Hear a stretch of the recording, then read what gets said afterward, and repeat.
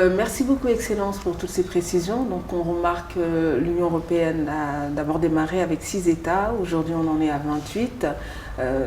Il y a une force incroyable quand on regarde un petit peu l'histoire de l'Europe, qui démarre avec 6 États, avec 28 États aujourd'hui. Le dernier pays, en fait, les derniers à venir sont la Pologne et l'Hongrie. Donc, on aimerait juste savoir quelle est cette devise, en fait, de l'Union européenne qui les rend si forts, peut-être, quelque part. Vous avez raison. La construction européenne s'est faite par étapes, par élargissements successifs. Et vous avez tout à fait raison de rappeler que le dernier grand élargissement, qui date de 2004, qui a vu entrer dans l'Union européenne des pays d'Europe centrale et orientale, ainsi que certains pays du Sud, dans un grand moment politique de réconciliation entre l'histoire et la géographie de ce continent. C'est ainsi qu'on aime se rappeler ce moment politique si important. Nous fêtons aujourd'hui d'ailleurs le 15e anniversaire de cet élargissement si marquant. Nous avons eu encore en 2007 2 pays supplémentaires qui ont rejoint les rangs de l'Union européenne. Et vous avez raison de dire qu'aujourd'hui, nous sommes à 28.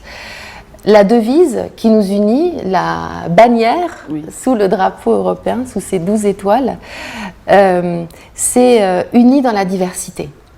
Je pense que c'est une devise qui rappelle bien à la fois le contexte historique de la création ou de l'acte de naissance de l'Union européenne que nous célébrons chaque 9 mai, que c'est aussi représentatif de la dynamique interne à l'Union européenne. Ce sont nos différences que nous valorisons.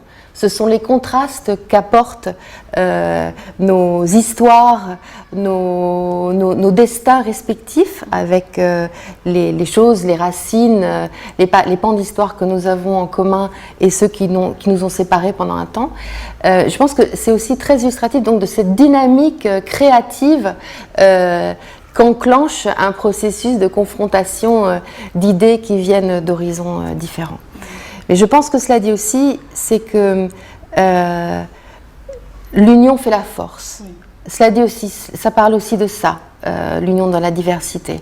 C'est que, au-delà des différences ou de ce qui nous sépare, quelquefois, pendant un temps ou parfois pendant longtemps, il faut savoir dépasser cela pour essayer de bâtir ensemble sur ce que nous avons en commun, pour être plus forts. Pour traiter les défis internes. Ils sont nombreux, les défis internes à l'Europe, mais aussi les défis externes. Et c'est dans ces moments-là, encore une fois, qu'il est important de rappeler que la force de notre action commune réside dans notre solidarité, réside dans notre attachement à des valeurs, à des idées, à des propositions qui sont dans notre intérêt à tous. Bien sûr, cela se négocie au jour le jour, ça se reconstruit, mais pour aller de l'avant, sur la scène mondiale aussi, il faut être unis, il faut être ensemble, il faut vivre ensemble. Et nous rencontrons aujourd'hui un moment très particulier de l'histoire de la construction européenne, puisque pour la première fois, un État membre, et un État membre très important, a demandé à quitter l'Union européenne. Vous faisiez référence au Brexit, au Royaume-Uni, qui effectivement, suite à un référendum tenu en 2016, a entamé un processus de retrait de l'Union européenne, dont nous devrions voir l'issue à la fin du mois d'octobre de cette année, après plusieurs reports qui ont été accordés pour éviter, car il faut absolument l'éviter, une sortie du Royaume-Uni sans accord, qui serait encore plus dommageable pour chacun, et qui demandera que l'on rétablisse, car nous le ferons, des relations avec le Royaume-Uni sur un modèle à inventer, un modèle nouveau. Ce que ça signifie pour l'Europe, c'est que nous ne serons plus que 27 au lieu de 28. Qu'est-ce qui peut pousser en fait autant d'États à entrer peut-être un État ou deux à vouloir sortir? C'est un peu paradoxal, tout le monde veut entrer et on remarque qu'il y en a qui crient haut et fort qu'ils veulent sortir. C'est une très très bonne question, parce que vous avez raison, que pendant que une partie de nos efforts va à essayer d'organiser avec la meilleure volonté possible et avec aussi peu de passion et d'émotion que possible par rapport à un événement toutefois très triste, mais donc d'organiser un divorce ordonné. Dans le même temps, effectivement, l'Union européenne est en négociation avec un certain nombre d'autres pays qui veulent absolument rejoindre l'Europe et pour qui, à vrai dire, il n'y a pas d'autre horizon politique que cette intégration européenne. C'est un business à terminer, l'adhésion des Balkans, et donc on y travaille beaucoup. Donc vous avez tout à fait raison. Je pense que c'est le reflet des positions contrastées à l'intérieur de cette union qui reste, même si elle est focalisée sur certains objectifs communs très divers, très variés. C'est peut-être un moment dans l'histoire de l'Union européenne aussi, des mouvements politiques centrifuges qui existent à l'intérieur de chacun de nos pays. J'espère en tout cas que c'est un moment.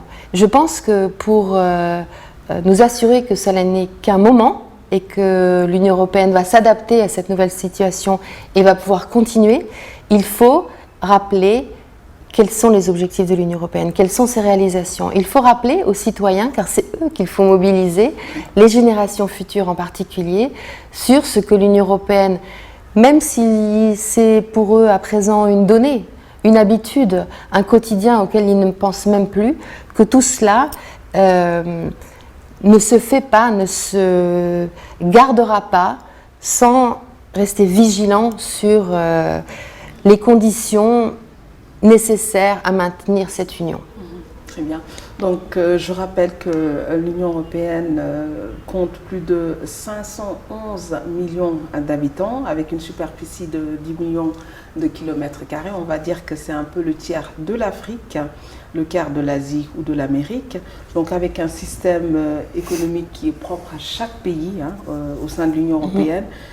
Aujourd'hui, on a surtout remarqué que la délégation de l'Union européenne était un peu présente partout en Afrique.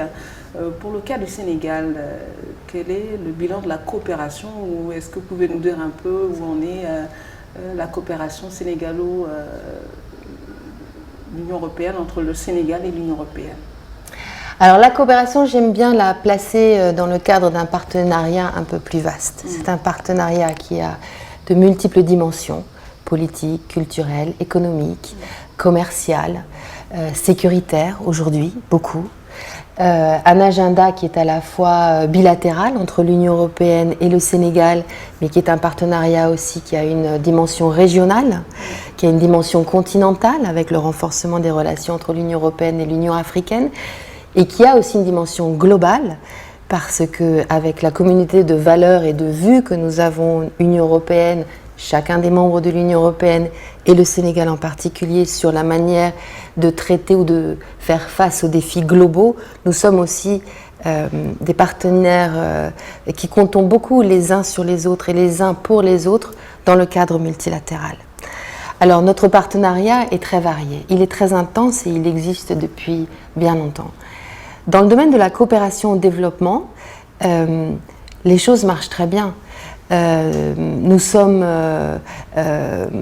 des partenaires dans le programme d'émergence du Sénégal. Nous sommes collectivement, Union européenne et l'ensemble des États membres de l'Union européenne, le premier partenaire en développement du Sénégal. Notre partenariat est parfaitement aligné avec les objectifs du Sénégal. Nous accompagnons jour après jour, mais aussi sur le long terme, ce pays dans sa trajectoire. Et nous sommes généralement très confiants que le Sénégal dispose de tous les atouts pour réussir. D'ailleurs, je ne suis pas la seule à le dire, et les États membres ne sont pas non plus les seuls à le dire. L'Europe n'est pas la seule voie positive à cet égard. En témoigne la très forte présence internationale au Sénégal, qui a beaucoup d'amis et beaucoup de partenaires, et c'est bien normal. Alors, au Sénégal, j'aimerais dire que nous sommes présents, nous sommes ensemble, nous sommes à l'écoute et nous avons beaucoup de choses à faire ensemble, beaucoup d'ambitions communes pour le pays, pour la région, le continent et encore une fois, comme je le disais, le monde que nous pouvons promouvoir ensemble. C'est un peu la culture de l'Europe qui est développée au sein du Sénégal. C'est un peu la promotion de la culture européenne, un peu économique, que ça soit dans tous les domaines, en fait, qui est plus véhiculée au niveau de la délégation de l'Union européenne. Je dirais que c'est vrai au Sénégal comme c'est vrai ailleurs. Dans les pays dans lesquels notre communauté de valeurs et d'approches est déjà très proche, est déjà en phase et en symbiose, bien sûr, nous pouvons aller très loin dans le partenariat. L'Union européenne n'est pas ici ni nulle part dans le monde pour promouvoir dans ce pays la mise en œuvre des valeurs européennes. Ce sont des valeurs communes que nous promouvons ensemble. Le Sénégal est un pays très connu pour son exemplarité démocratique, pour l'exemplarité de son positionnement dans la région et sur les questions globales. Le Sénégal a une vision claire sur la manière dont il veut assurer à chacun de ses citoyens, aux jeunes, des opportunités, des emplois, un avenir souriant, réussir ici, Tekifi.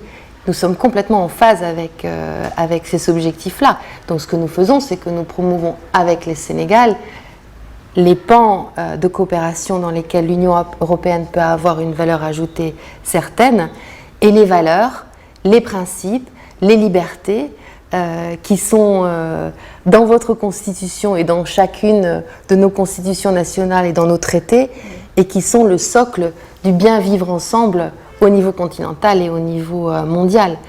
Et je crois qu'avec le Sénégal, nous avons vraiment beaucoup d'atouts pour réussir ensemble, pour aller plus loin. Et ce que dit toute notre coopération, c'est créer des opportunités pour que les jeunes femmes, les jeunes hommes puissent faire des choix pour leur avenir professionnel, personnel, ici, s'ils le veulent, si les moyens leur sont donnés. Et bien sûr, il faut le dire, aujourd'hui, nous sommes soucieux, le Sénégal et l'ensemble de ses partenaires, de voir que la privation de choix, l'absence de possibilités mène certains jeunes à prendre des risques inconsidérés, croiser les mers pour un Eldorado qui d'ailleurs n'existe pas et qui met en risque l'intégralité de leur projet et de leur avenir. Il faut que nous travaillions ensemble pour la jeunesse. C'est pour ça que aussi la jeunesse... Les portes sont fermées, c'est pour ça que ces jeunes vont à l'aventure, risquent leur vie au péril de leur vie pour aller rejoindre peut-être l'Europe. J'espère qu'elles ne sont pas fermées. Il est vrai que de créer de l'emploi, et de l'emploi décent, de l'emploi de qualité, de l'emploi qui répond à vos aspirations, c'est difficile partout, c'est difficile en Europe. C'est difficile ici, c'est évidemment très difficile. Mais il ne faut pas renoncer à créer ces opportunités, à mettre en place les réformes, à mettre en place les conditions pour qu'en particulier les investisseurs puissent venir plus nombreux, plus efficaces, plus forts dans ce pays pour créer les infrastructures, les conditions, développer le secteur privé et des opportunités qui aujourd'hui n'existent pas ici. Leader incontesté de la location de voitures et du transport touristique, Sénécartour a toujours accompagné l'État du Sénégal. Sénécartour, c'est la haute gamme et les plus grandes marques du monde, à l'image des grands pays d'Europe et des États-Unis d'Amérique. Sénécartour, c'est un parc de prestige et une flotte de plus de 400 véhicules, dotés de toutes les options de sécurité et de confort les plus récentes, de la berline à la luxueuse, en passant par l'utilitaire et le tourisme. Grâce à ses bus neufs, spacieux et de dernière génération, Sénécartour a aujourd'hui l'exclusivité de transporter les passagers au débarquement et à l'embarquement à l'aéroport des bus d'une qualité et d'un confort irréprochable. Sénécartour a fini de séduire dans le transport lors des grandes rencontres internationales, les colloques, les séminaires, les conférences de haut niveau, grâce à une équipe dynamique dotée d'un savoir-faire pointu. Sénécartour, une nouvelle vision du transport. Pour que, à tout le moins, des chances, des perspectives nouvelles soient ouvertes à tous ces jeunes à qui nous devons préparer l'avenir. Et par ailleurs, les portes sont fermées. Les portes sont fermées, vous dites en Europe. Je ne dirais pas que les portes sont fermées en Europe. Ce que je dirais plutôt, c'est que nous devons travailler collectivement pour que, si projet migratoire il y a, et il continuera à en avoir, c'est normal. Les horizons nouveaux sont intéressants, sont passionnants. On peut avoir envie, l'ambition de faire autre chose.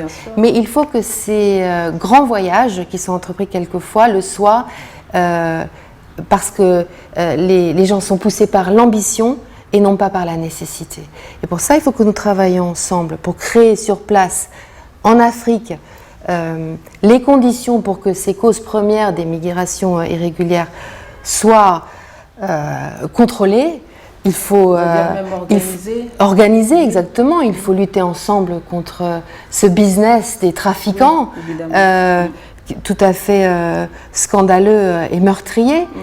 Et puis en parallèle, bien sûr, il ne faut pas oublier que dans un monde mobile, dans un monde ouvert, bien sûr, il faudra que les gens se voient, que les gens bougent, qu'il y ait des interactions. C'est ça aussi l'avenir de nos sociétés, de nos continents, de notre jeunesse.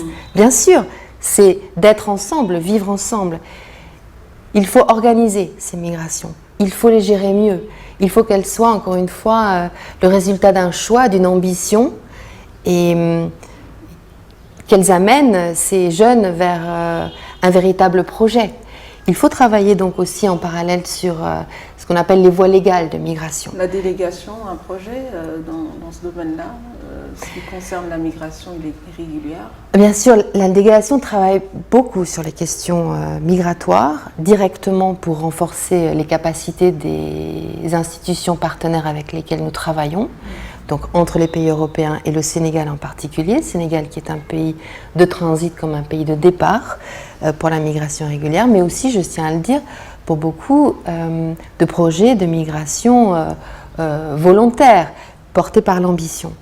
Donc nous travaillons bien sûr avec les institutions pour l'organisation du phénomène migratoire, pour la gestion des migrations. Nous travaillons aussi avec les autorités sur les questions frontalières.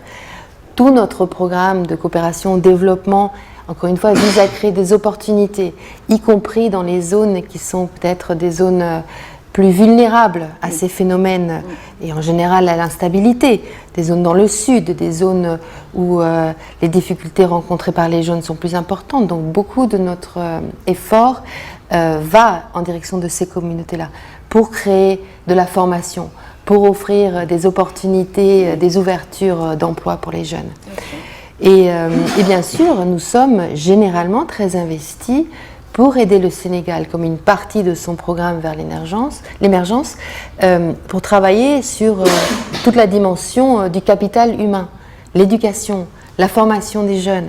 Parce que, des emplois, c'est déjà un peu facile de dire qu'il n'y a qu'à en créer, mais on peut créer les conditions pour que davantage d'investisseurs, de secteur privé par exemple, se développent ici. Mais de là à avoir un job dans ces nouvelles entreprises, il faut être préparé aussi, il faut être formé. Et je voudrais souligner d'ailleurs que l'un des gros défis, certainement, a trait à l'efficacité du système éducatif, nous assurer que nous pouvons aussi aider le Sénégal, et l'Europe a sans doute quelque chose à apporter dans ce domaine, elle le fait, mais pour que les formations dispensées soient en meilleure adéquation avec les besoins des marchés, et en insistant très fort, je voudrais le souligner, sur la formation et l'emploi des filles et des femmes. Je pense que ça, c'est un des domaines dans lesquels, au Sénégal, on peut avancer très loin. Et je me réjouis d'ailleurs que ça a été l'une des thématiques abordées de façon très précise par son Excellence le Président de la République Macky Sall lors de son discours d'inauguration. L'Union européenne a été très heureuse d'entendre cet objectif d'égalité aussi haut sur les priorités de l'agenda présidentiel. Et sur ce sujet comme sur les autres, on est ensemble. D'accord, très bien. Donc ça fait près de quelques mois que vous êtes là, bientôt 1 an, hein, on va dire. 8 mois, oui. Et voilà. Vous avez eu à visiter peut-être certaines régions de Dakar ou bien du Sénégal, on va dire. Pas des régions de Dakar, mais des régions du Sénégal. Quelles sont ces régions que vous avez eu à visiter, Excellence? Alors, vous avez raison, ça fait quelques mois que je suis là et le temps passe vite. Et j'ai eu l'occasion de me promener un petit peu. Nos projets m'y appellent fréquemment pour des activités inaugurales quelquefois, mais aussi tout simplement parce que je trouve très inspirant et très motivant d'aller à la rencontre des gens et d'avoir la possibilité à travers nos projets de constater la manière dont l'Europe, avec ses partenaires de mise en œuvre bien sûr, change la donne pour des jeunes femmes, des jeunes hommes sur le terrain, est une source d'inspiration de tous les jours. Donc si je pouvais, franchement, je serais en déplacement constamment, parce que je trouve d'ailleurs que... Vous avez visité une région? Oui, je me suis rendue plusieurs fois en Casamance, dans le sud, à plusieurs reprises et pour des raisons différentes, d'ailleurs également pour des raisons personnelles, puisque j'y suis allée passer quelques jours de vacances, que j'ai trouvé éblouissant. Mais nous sommes allés travailler, oui, dans la région de Kolda, par exemple, pour des projets dans le domaine du développement rural, de la nutrition, mais également, si c'est lié, de la création de petites entreprises sur un mode de coopérative. Et j'ai pu constater que ces formules marchent, qu'au niveau des collectivités locales, avec la coopération de la société civile, des idées voient le jour, d'organisation de nouvelles activités économiques qui sont créatrices d'emplois, en particulier pour des femmes. Et pour les jeunes aussi. Et pour les jeunes, bien sûr. Donc en fait, on est un peu arrivé au terme de l'émission. Vous aimez un plat en particulier, Un plat sénégalais? Bien sûr. Bien sûr, écoutez, alors moi j'adore le thieboudienne. Et d'ailleurs je l'adore surtout quand il est préparé par des amis. Et alors une autre chose que j'adore, sous toutes ses formes, c'est l'avocat et vos pamplemousses aussi. Et alors je dis vraiment absolument sous toutes leurs formes, séparément ou unis dans la diversité. D'accord, très bien. Donc c'est aujourd'hui, ce 9 mai, qui est célébrée la fête de l'Union européenne. Vous avez un dernier message peut-être aux Européens qui vivent au Sénégal, notamment, également aux Européens de manière générale qui sont dans le monde, hein, parce qu'ils sont assez nombreux. Oui. Écoutez, oui, certainement. Si je peux passer un message à tous mes compatriotes et co-européens, je voudrais dire d'abord que je suis sûre que nous nous retrouvons dans le sentiment que nous sommes très privilégiés de vivre dans ce beau pays, le Sénégal, d'y être accueillis et d'y faire ce que nous avons à y faire. Et je sais que les Européens présents au Sénégal sont présents pour de très multiples activités. Et c'est formidable et ça montre que nos destins sont liés. Le destin du Sénégal et le destin de l'Europe. Que nos peuples sont liés et que les échanges sont très intenses et que ça va aller en s'approfondissant. Ce que je voudrais leur dire aussi, c'est que le 9 mai, c'est l'occasion de voir ce que fait l'Europe, de regarder d'un peu plus près, à la loupe, mettre le projecteur sur les réalisations de l'Europe ici au Sénégal. Et ça vaut la peine de le regarder parce que vraiment, il y a de quoi être fier.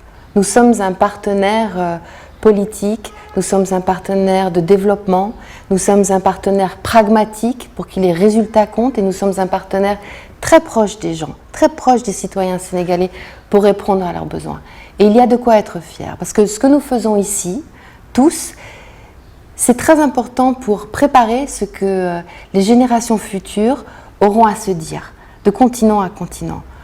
Chaque action, exactement, chaque action que nous menons aujourd'hui crée de l'espoir. Crée de l'espoir pour un monde plus stable, un monde où des passerelles existent entre les peuples, où la compréhension est renforcée et l'inquiétude et la peur reculent. Très bien. C'est un beau message, hein, Excellence. Merci beaucoup Merci en à tout cas de vous. nous avoir reçus. Nous vous souhaitons une excellente fête nationale de l'Union européenne à vous. Merci. Et nous vous souhaitons un bon séjour au Sénégal. Merci beaucoup. Mesdemoiselles et messieurs, c'est la fin de votre émission Rendez-vous des Excellences. Aujourd'hui, nous avions l'honneur et le plaisir de recevoir son Excellence, Madame l'ambassadrice, Madame Irène Mingasson, qui nous a fait l'honneur et le plaisir de nous recevoir à l'occasion du 69e anniversaire de la célébration de la fête nationale. Donc, Excellence nous a un peu expliqué, pour ceux qui connaissent ou qui ne connaissent peut-être pas l'Europe, un peu le mode de fonctionnement, la naissance et un peu les limites de manière générale. Nous vous souhaitons en tout cas une excellente suite de programmes et nous vous donnons rendez-vous très prochainement avec l'histoire, la culture, mais également la géopolitique du Sénégal et le reste du monde. À bientôt.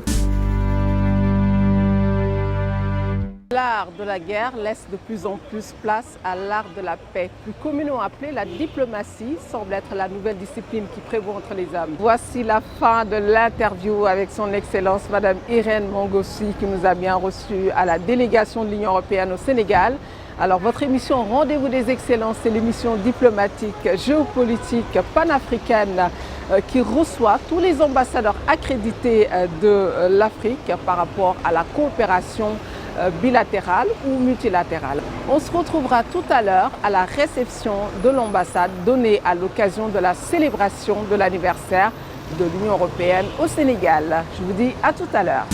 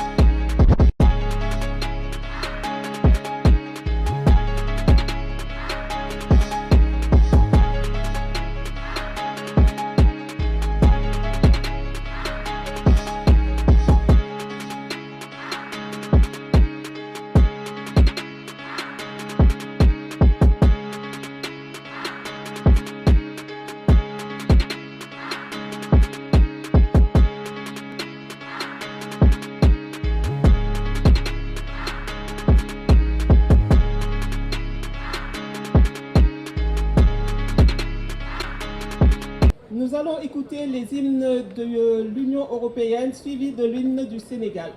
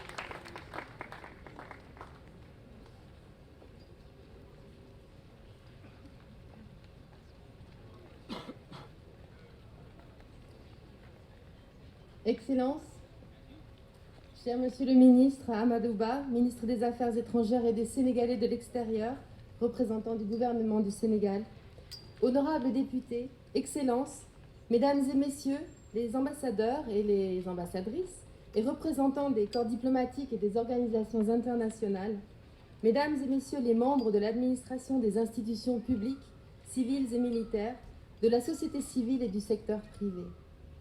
Chers invités, chers amis, merci tout d'abord de votre présence parmi nous ce soir, en ce jour symbolique du 9 mai, où nous célébrons l'Europe, et en ce début de Ramadan. Je suis ravie que nous ayons eu l'occasion de rompre le jeûne ensemble à l'occasion d'une dogu qui vient d'être servie.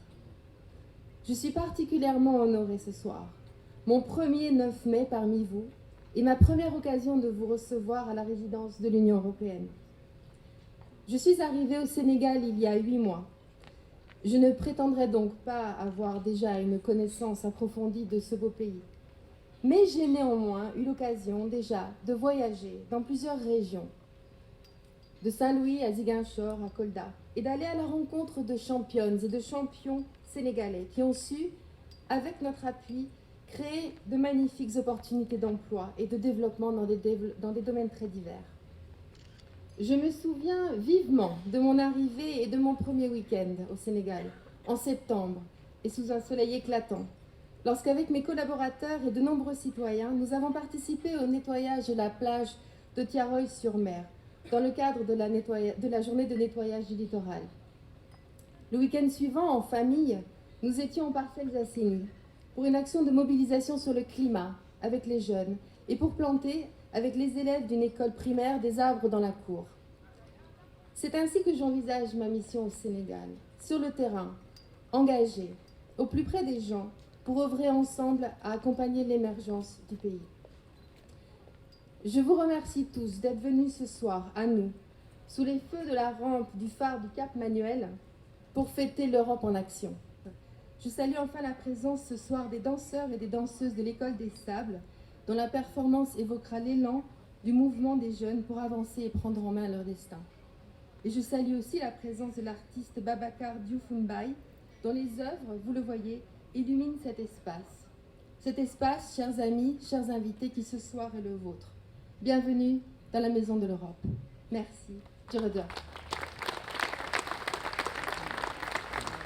Excellence, Madame l'ambassadeur,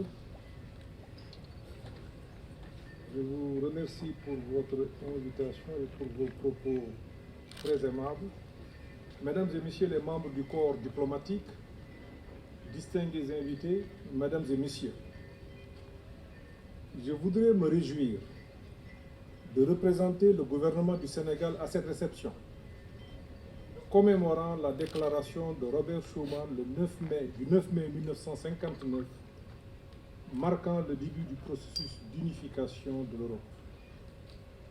En cette occasion solennelle et de grande cordialité, il me plaît, au nom du président de la République, son Excellence M. Macky Sall, du gouvernement et du peuple sénégalais tout entier, d'adresser à l'Union européenne nos chaleureuses félicitations.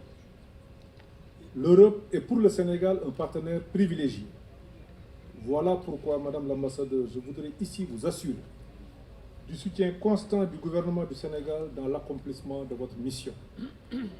Excellences, Mesdames et Messieurs, au moment de prendre la parole, il me vient à l'esprit une phrase qui, me semble-t-il, définit de fort belle manière ce qui nous réunit ce soir et donne tout son sens à l'action de l'Europe dans un monde en perpétuelle mutation.